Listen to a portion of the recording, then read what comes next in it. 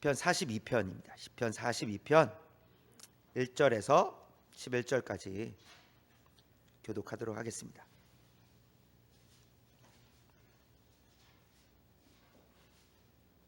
시편 42편 구약성경 832페이지에 있습니다. 구약 832페이지 시편 42편 1절에서 11절까지 우리 교독하도록 하겠습니다. 제가 먼저 1절 읽겠습니다. 하나님이여, 사슴이 시냇물을 찾기에 갈급함같이 내 영혼이 주를 찾기에 갈급하니이다. 내 영혼이 하나님 곧 살아계시는 하나님을 갈망하나니 내가 어느 때에 나아가서 하나님의 얼굴을. 사람들이 종일 내게 하는 말이 내 하나님이 어디 있느냐 하오니 내 눈물이 주야로 내 음식이 되었도다. 내가 전에 성회를 지키는 무리와 동행하여 기쁨과 감사의 소리를 내며 그들을 하나님의 집으로 인도하였더니 이제 이 일을 기억하고 내 마음이 상하는도다. 내 영혼아, 내가 어찌하여 낙심하며 어찌하여 내 속에서 불안해하는가? 너는 하나님께 소망을 두라. 그가 나타나 도우심으로 말미암아 내가 여전히 찬송하리로다. 내 하나님이여, 내 영혼이 내 속에서 낙심이 되므로 내가 요단 땅과 헤르몬과 미살산에서 주를 기억하나이다. 주의 폭포 소리에 깊은 바다가 서로 부르며 주의 모든 파도와 물결이 나를 휩쓸었나이다. 낮에는 여호와께서 그의 인자하심을 베푸시고 밤에는 그의 찬송이 내게 있어 생명의 하나님께 내 반석이신 하나님께 말하기를 어찌하여 나를 잊으셨나이까? 내가 어찌하여 원수의 압제로 말미암아 슬프게 다니나이까 하리로다. 내 뼈를 찌른 칼같이 대적이 나를 비방하고. 함께 읽겠습니다. 내 영혼아, 내가 어찌하여 낙심하며 어찌하여 내 속에서 불안해하는가? 너는 하나님께 소망을 두라. 나는 그가 나타나 도우심으로 말미암아 내 하나님을 여전히 찬송하리로다. 아멘. 네, 우리 옆에 계신 분, 주변에 계신 분 한번 인사하겠습니다. 잘 오셨습니다. 잘 오셨습니다. 오늘도 하나님의 은혜가 풍성하시길 바랍니다.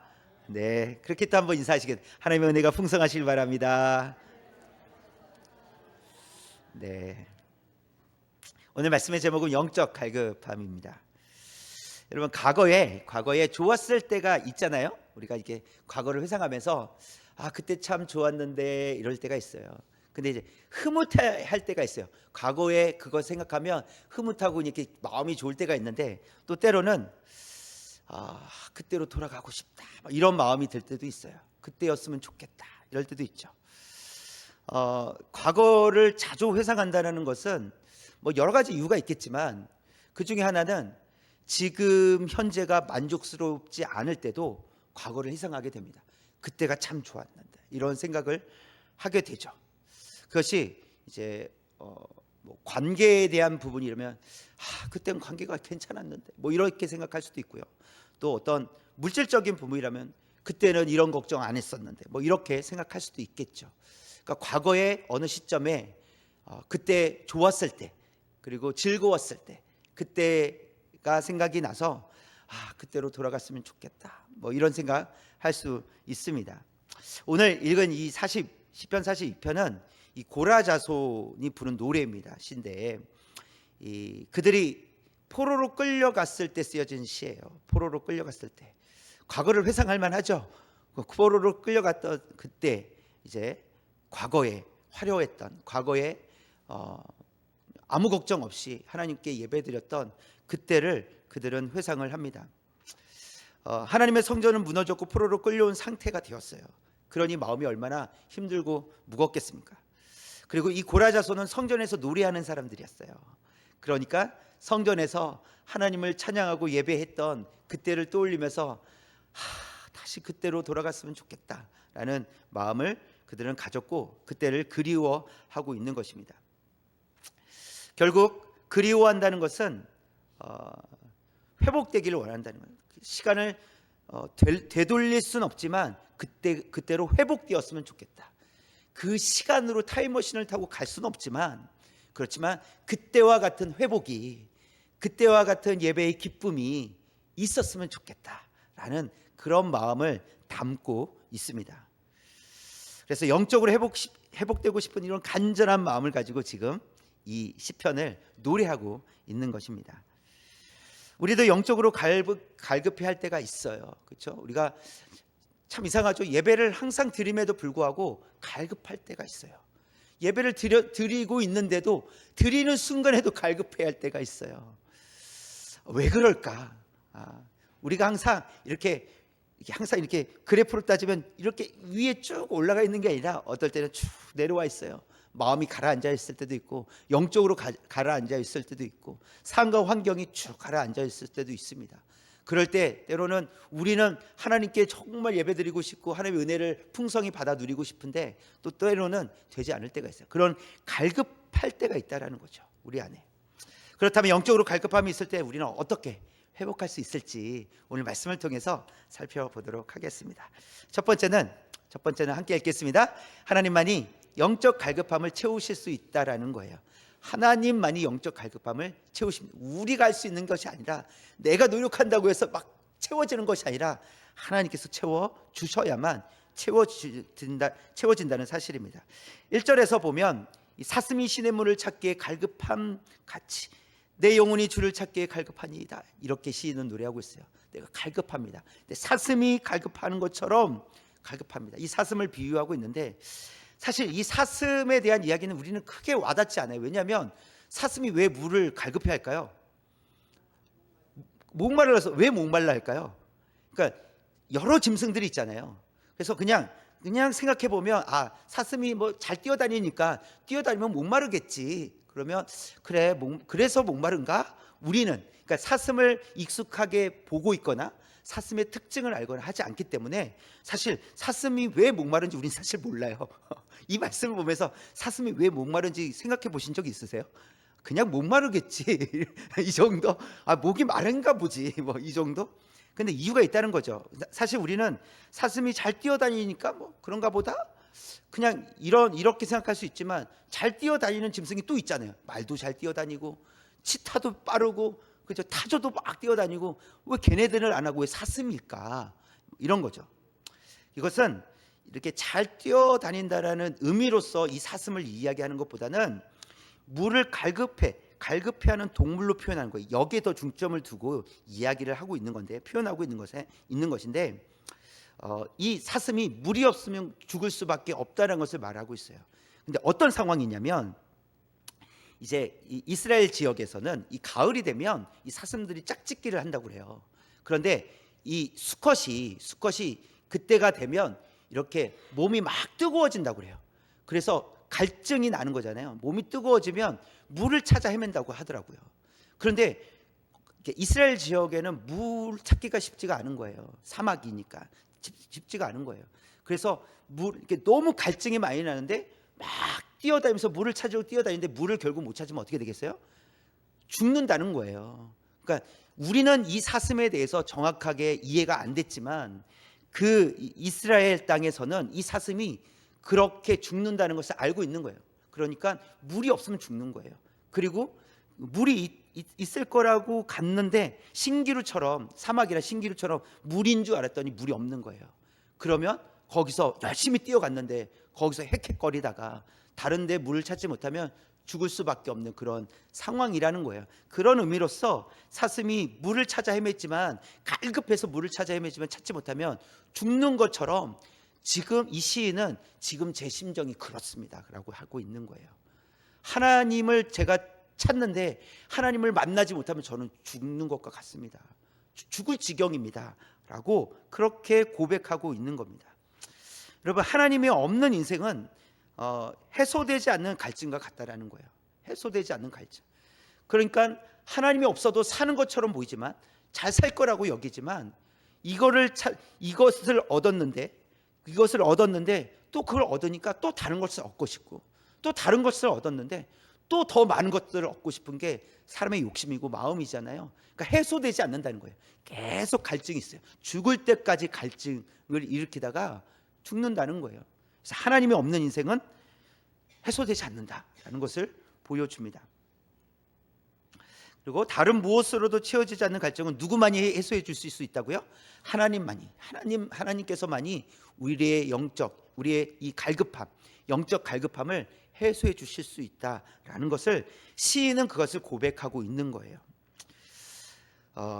그래서 시인은 하나님 없으면 저는 죽고 맙니다. 하나님께서 저에게 은혜를 베풀어 주시지 않냐시면, 이 갈증을 해소해 주시지 않냐시면 저는 해결할 수가 없습니다. 그래서 어떻게 하면 해결할 수 있을까 하고 저길 찾아가고 사람도 찾아가고 어떤 일도 해보고 여러 가지 해보지만 해소되지 않는 거예요. 이것도 해보고 저것도 해보지만 결국은 해소되지 않는 거예요. 뭔가 허전해서 맛있는 것도 먹어보고 비싼 것도 사보고 입어보고 했는데 해소됩니까? 안 되더라는 거예요. 그게 우리의 모습이라는 거예요. 해소될 줄 알았는데, 그렇게 하면 그래도 내 마음이 좀 달라지고 기쁨이 생길 줄 알았는데 막상 또 해보니까 여전히 갈급함이 있다라는 거예요. 그런 심정을 가지고 이 시인은 노래하고 있고, 하나님이 오셔야 돼, 하나님께서 채워주시지 않으면 할 수 없습니다 라고 그렇게 부르짖고 있습니다. 그래서 2절 한번 보시겠습니까? 2절 시작. 내 영혼이 하나님 곧 살아계시는 하나님을 갈망하나니 내가 어느 때에 나아가서 하나님의 얼굴을 배울까. 알겠어요? 하나님을 뭐 한다고 지금 고백하고 있어요? 갈망한다고. 하나님을 만나고 싶은 거예요. 하나님을 갈망하는, 하나님을 만나야지 살겠다는 거예요. 하나님 못 만나면 제가 죽겠다는 거예요. 이런 간절함이 지금 시인에게 있어요. 물론 상황이 그렇습니다. 어떤 상황이었어요? 포로로 끌려간 상황이었잖아요. 그리고 과거에 성전에서 노래하면서 하나님을 예배했던 그때가 기억이 나고, 그때 너무 좋았는데, 이런 마음이 생각들이 드니 더더욱 지금의 이런 상황과 환경이 너무 힘들게 느껴져서 하나님을 갈망합니다. 하나님의 얼굴을 뵙기를 원합니다 라고 고백하고 있다는 거예요. 여러분, 사마리아 여인은 여러 명의 남편을 두었지만 해소되지 않았어요. 첫 번째 남편도 해소 못했고, 두 번째 남편도, 세 번째 남편도, 여섯째 남편인데 남편도 아니었어요 사실은. 근데 그 남자들이 그 여인을 해소시켜 주지 못했다고요. 해소될 거라고 생각하고 이 남자도 만나보고 저 남자도 만나봤겠죠. 그러나 해소되지 않는 거예요. 그녀의 입장에서 보면 어느 날 우물가에서 한 남자를 만나게 돼요. 그 대화하다 보니까 깨끗하게 해소가 됐어요. 누굴 만난 거예요? 예수님, 주님을 만났어요. 주님을 만나야 됩니다. 주님을 만날 때 우리의 이 영적인 갈증이 해소되는 줄 믿습니다.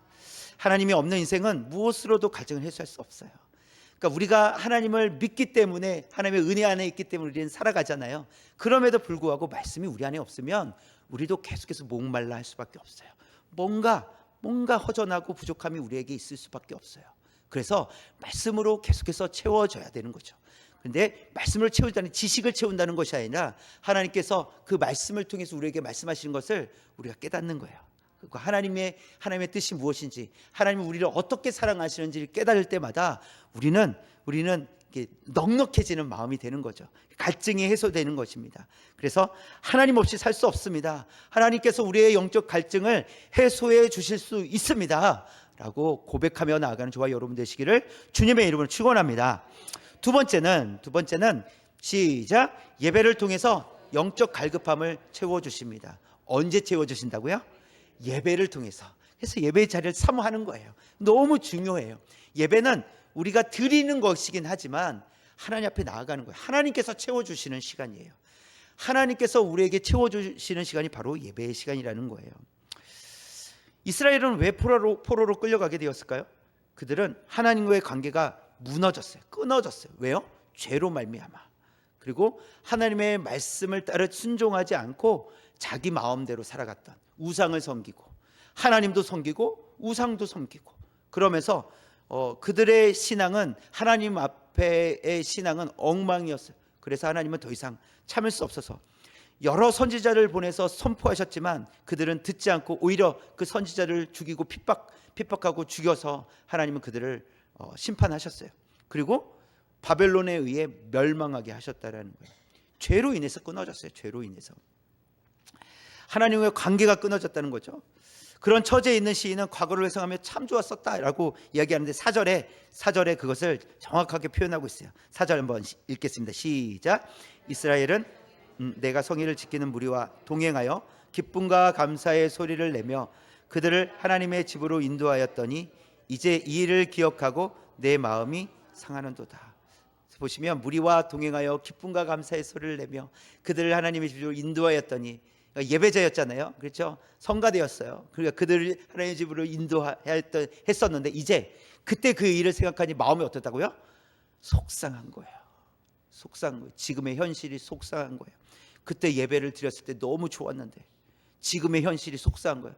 예배가 없고 그때 그 예배가 없고 감격이 없는 이런 처지를 보면서 그는 너무 속상했던 거죠.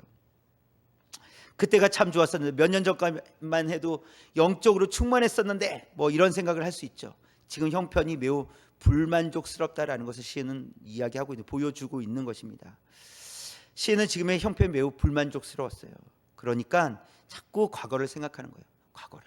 그러니까 과거를 제가 아까도 말씀드렸어요. 과거를 회상하면서 그때 참 좋았는데 하고 그때를 생각하면 너무 마음이 좋으면 그건 괜찮아요. 좋은 추억이고 그때 참 좋았어 라면 좋죠. 근데 문제는 그때를 생각하니까 지금 너무 힘든 거예요. 더 힘든 뭐 막 속상한 거예요. 그때가 좋았는데 그때가 좋았는데 이러면서 너무 속상한 거야. 그것은 지금이 불만족스럽다는 거예요. 근데 이게 해결이 되지 않으면 자꾸 우리는 과거로 가요. 옛날에 좋았었는데 옛날에 그랬었는데 근데 이것이 우리를 행복하게 해줄 수가 없어요. 우리를 즐겁게 해줄 수가 없어요. 기쁨을 줄 수가 없어요. 그것은 그냥 후회하는 생각이고 후회하는 마음일 뿐이라는 거죠. 여러분 그들이 이 시인이 포로였기 때문에 지금 불만족스러운 게 아니에요. 그것이 아니라 예배가 중단되었기 때문에 불만족스러운 거예요. 이걸 잘 이해해야 돼요.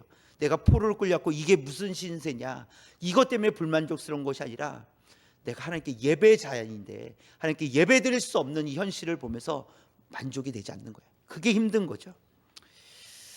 여러분 예배는 기쁨과 감사가 넘쳐나도록 하는 것이 예배입니다. 우리에게 기쁨을 주세요. 감사를 주시는 것이 그 시간이 예배의 시간이에요.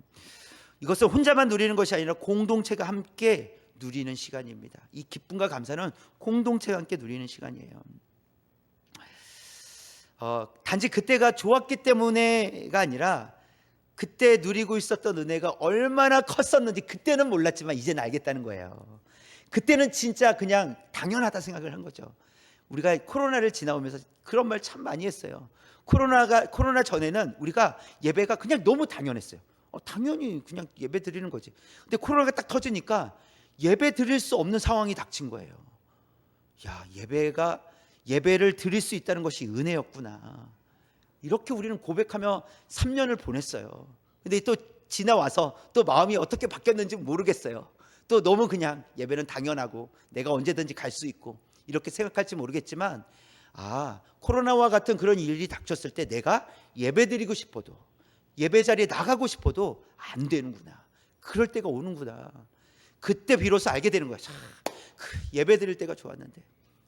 그래서 코로나 이후로 성도의 수들이 전체적으로 전국적으로 교회 성도 수 확 줄었어요. 그것은 무엇을 얘기합니까? 예배는 성도들의 마음을 붙들어 주는 시간이었다는 거예요. 예배가 끊어지니까 성도들이 수가 줄어들잖아요. 그렇죠? 예배를 드리지 못하니까 떠나버린다는 거예요. 그러니까 예배는 우리의 마음을 붙들어 주고 계셨던 시간이라는 거예요. 우리가 예배를 억지로 혹 드렸을지라도 하나님께서 우리의 마음을 붙들어 주는 시간이었다라는 거예요. 그래서 예배가 끊어지지 않는 것이 그래서 중요합니다. 이것은 공동체적으로도 그렇지만 개인적으로도 그렇습니다. 우리 개인적으로도 예배가 끊어지지 않도록 예배만큼은 내가 하나님 앞에 온전히 드릴 수 있도록 그럴 때 하나님께서 우리를 회복시켜 주실 줄 믿습니다. 그래서 예배는 우리를 기쁨과 감사로 나아가게 하신다는 거예요. 기쁨이 있으면 감사가 나오고 감사가 있으면 기쁨이 나오잖아요. 그렇죠? 우리 한번 하나님 감사합니다 해볼까요? 하나님 감사합니다. 안 기쁘신 얼굴이에요. 다시 한번 하나님 감사합니다. 이거 뭐 억지로 웃지를 마시고 정말 감사하는 마음으로 한번 감사합니다. 하나님 감사합니다. 이렇게 한번 다시 한번 해보겠습니다. 시작. 하나님 감사합니다. 네, 그러니까 하나님께 감사할 때 우리는 기쁨이 있습니다. 또한 우리가 하나님 앞에서 기뻐할 때 감사를 고백할 수 있습니다. 근데 이게 억지로 되는 일이 아니에요. 제가 지금 우리 감사 한 100번만 외쳐봅시다. 감사 이렇게 한다고 감사가 진짜 될까요? 그것이 아니라는 거예요. 하나님께서 주신 은혜가 있어야 돼요. 근데 그 은혜를 언제 주신다고요? 예배를 통해서 하나님께서 예배 시간을 통해서 우리에게 채워주신다는 겁니다. 그래서 우리는 예배를 사모하는 거예요. 하나님 앞에 나아가는 거예요. 이 시인은 그 예배를 지금 드리지 못해서 너무 안타깝고 속상한 거예요. 내 마음이 상한다. 이렇게 얼마나 속상했으면. 그렇죠? 그래서 코로나 때 그렇게 속상해하던 분들이 많이 있어요. 목회자만 속상해한 게 아니라 예배를 정말 사모했던 분들은 나는 예배당 가고 싶은데 왜 못 오게 왜 못 가게 하는 거야? 왜 막는 거야? 그러니까 누가 막은 게 아니라 코로나가 막았지만 그렇다는 거예요. 예배를 드리지 못할 때 우리의 마음이 속상해야 돼요. 이게 그럴 때도 있지. 이번 한 번만 좀 빠지면 되지가 아니라 어쩔 수 없이 예배를 드리지 못하는 상황 가운데서 내가 이것만 아니면 내가 예배를 드릴 수 있는데 하면서 그렇게 예배를 사모하시는 저와 여러분 되시기를 주님의 이름으로 축원합니다. 그래서 예배가 살아야 감사가 있고 기쁨이 생기는 줄 믿습니다. 세 번째는 시작. 비방을 당할 때에도 하나님께서 도와주셔야 극복할 수 있습니다. 시인의 마음을 더 불편하게 했던 것은 이 비웃는 대적들 때문이라고 성경은 기록하고 있어요. 3절 한번 볼까요? 3절 시작. 사람들이 종일 내게 하는 말이 내 하나님이 어디 있느냐 하오니 내 눈물이 쥐하로 내 음식이 되었도다. 10절도 볼까요? 10절 시작. 내 뼈를 찌르는 칼같이 내 대적이 나를 비방하여 늘 내게 말하기를 내 하나님이 어디 있느냐 하도다. 뭐라고 지금 얘기하고 있는 거예요? 주변에서 야, 또 하나님 살아있다며 왜 그래? 근데 당신을 보라고 이렇게 살고 있는데 하나님이 정말 살아계신다고 생각하냐고 하고 포로로 잡혀가지고 아니 당신 하나님이 살아있으면 당신이 포로겠냐고 이렇게 비난하고 비방한다는 거예요.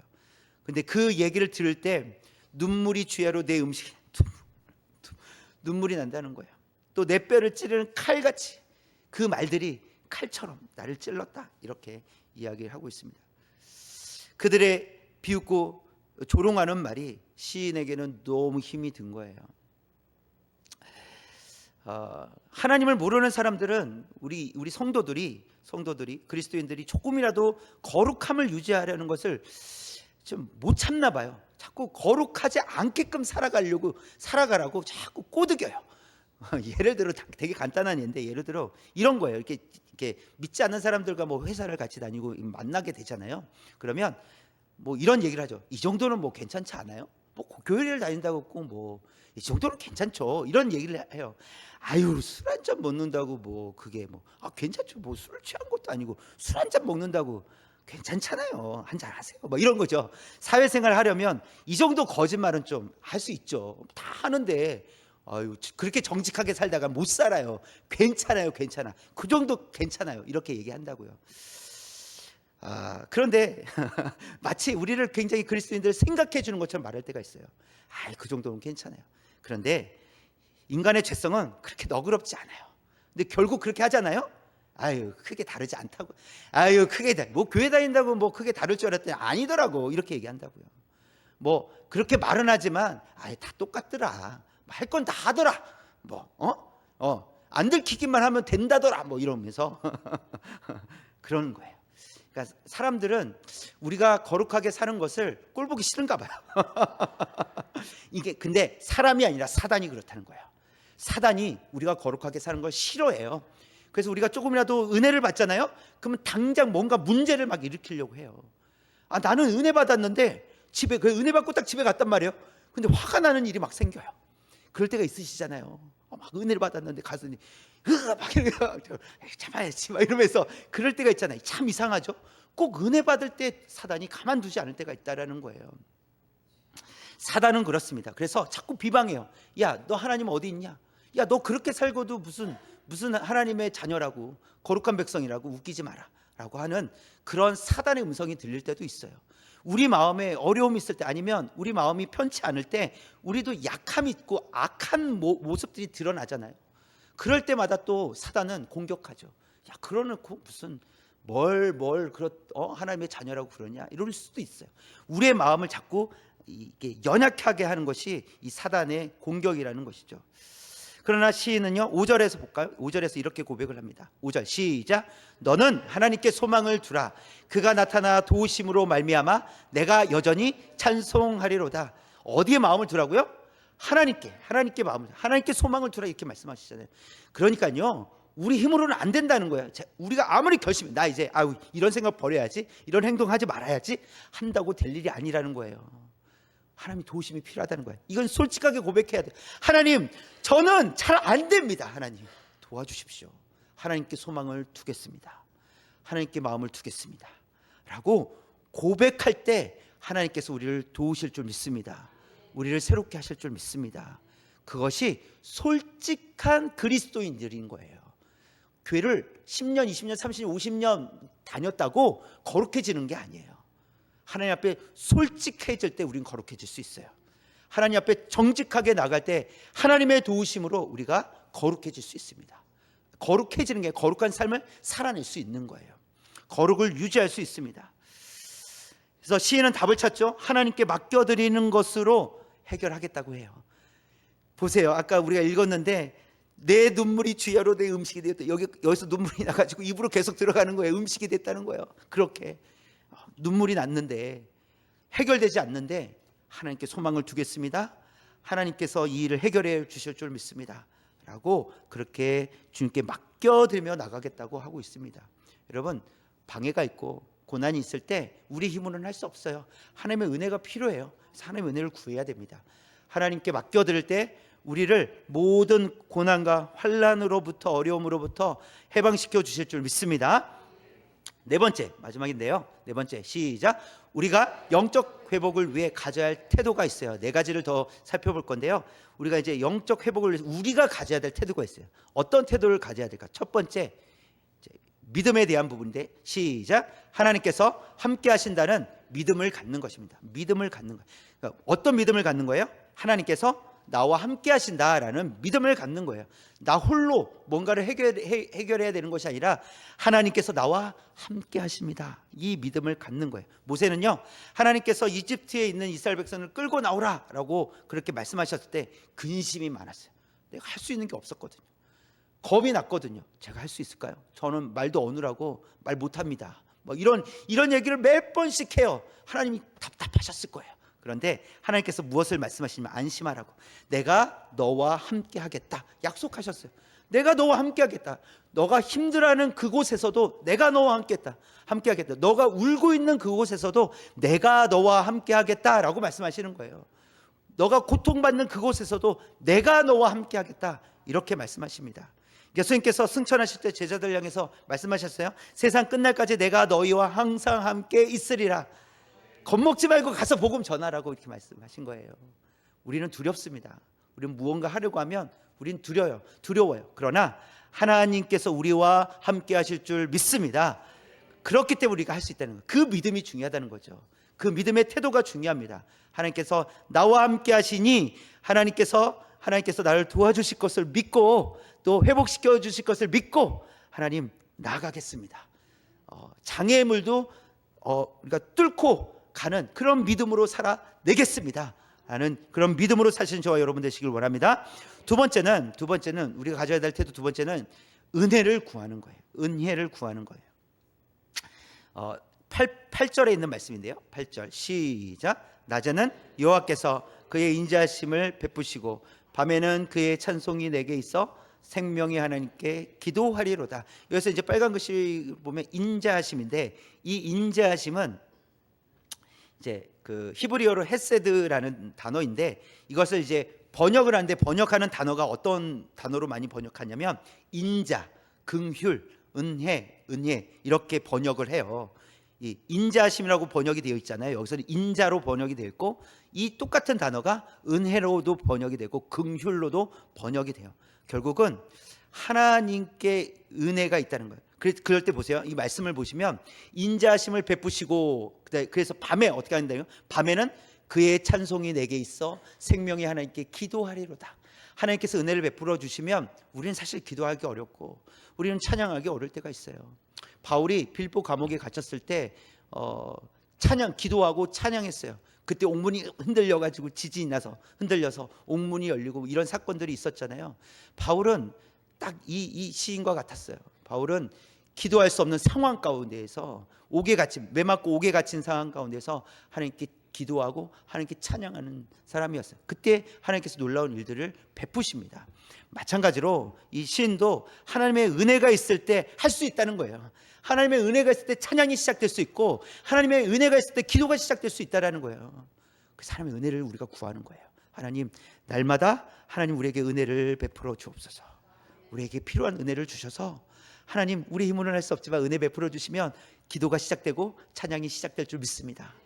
이런 믿음으로 기도하시는, 은혜를 사모하는 저와 여러분 되시길 원합니다. 세 번째는 하나님께 소망을 두는 거예요. 하나님께 소망을 두는 거예요. 이 42편과 43편은 사실 묶여져 있는 한 편의 시라고 할 수 있어요. 왜냐하면 후렴이 똑같아요. 후렴이 어떤 후렴이 똑같냐면 42편 5절하고 43편 5절이 똑같아요. 한번 보시겠어요? 한번 읽겠습니다. 시작. 내 영혼아, 내가 어찌하여 낙심하며 어찌하여 내 속에서 불안해하는가? 너는 하나님께 소망을 두라. 그가 나타나 도우심으로 말미암아 내가 여전히 찬송하리로다. 42편에서도 이렇게 고백을 하고 있고 43편에서도 이렇게 고백하고 있어. 42편과 43편은 하나의 시로 이렇게 묶여져 있습니다. 그래서 여기서 하나님께 소망을 두겠다 이렇게 고백을 하고 있습니다. 그래서 자신의 영혼에게 이렇게 얘기하죠. 내 영혼아, 내가 어찌하여 낙심하며 내 속에서 불안해하는가? 이런 거예요. 그런데요, 실제 우리는 불안해할 수밖에 없어요. 우리가 그래요. 우리가 불안한데 안 불안해요 이렇게 한다고 될 일이 아니잖아요. 불안한 게 우리입니다. 그러나 이 시인의 고백이 무엇이냐면, 하나님의 은혜로 살아난 영혼은 하나님께로부터 온 소망이 있는 영혼, 그러니까 우리가 만들어 놓은 것이 아니라 하나님께서 우리를 건져 주셨으니 하나님께로부터 온 그 소망이 우리를 붙들고 계시고 있다라는 거예요. 그래서 두려워하지 말라는 거예요. 그래서 두려워하지 않겠다고 고백하는 거예요. 내 영혼아, 왜 두려워하느냐? 하나님께서 우리의 영혼을 붙드시고 계시는데 왜 두려워하느냐라고 그렇게 담대하게 선포하고 있는 거예요. 근데 실제로 이 시인은 두려워하고 있어요? 두려워하고 있지 않아요?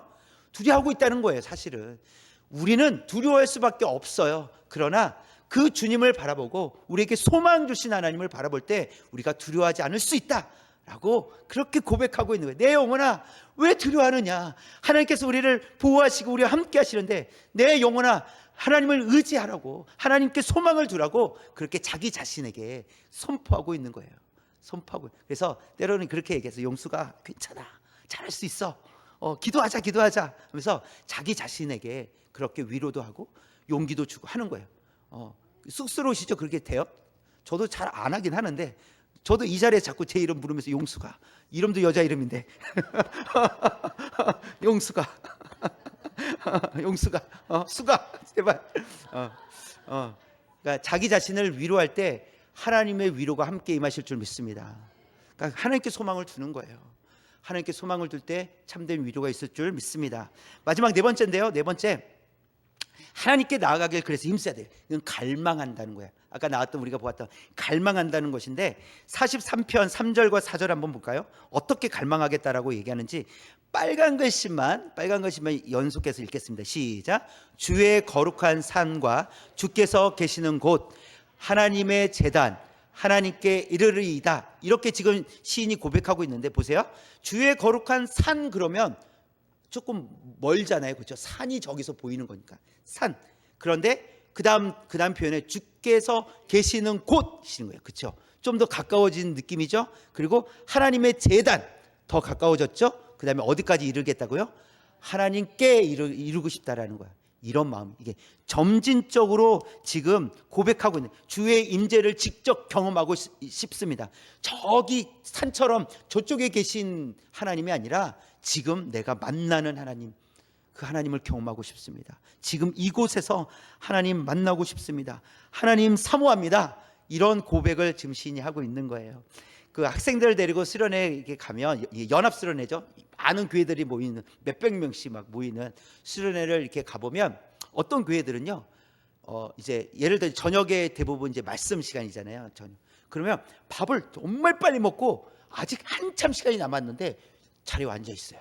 어디 앉아 있을까요? 맨 앞에 이렇게 앉아. 왜 맨 앞에 앉아 있을까요? 말씀 듣고 싶어서. 거기에 은혜가 가장 넘치거든요. 거기에 은혜가, 그러니까 이제 그런 거예요. 이 사모함이에요. 사모함. 사실 그 공간 어디에 앉아도 다 들려요. 예배드릴 수 있어요. 찬양할 수 있어요. 괜찮아요. 그런데 왜 거기 앉느냐는 거예요. 일찍부터 와갖고 왜 거기 앉아 있느냐는 거예요. 하나님을 가까이서 만나고 싶은 그런 마음이라는 거예요. 마음. 하나님을 갈망하는 마음이에요. 하나님 갈망.